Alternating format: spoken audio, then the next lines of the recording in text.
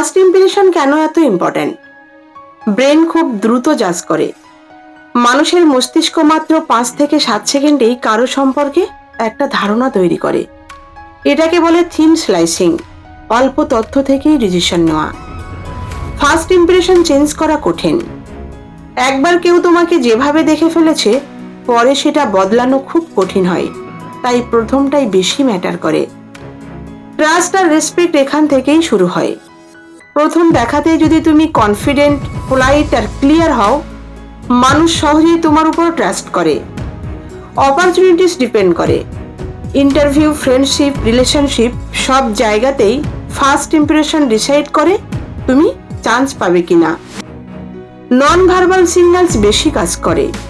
তুমি কি বলছো তার চেয়ে বেশি গুরুত্বপূর্ণ হলো body language, eye contact, smile, dress sense.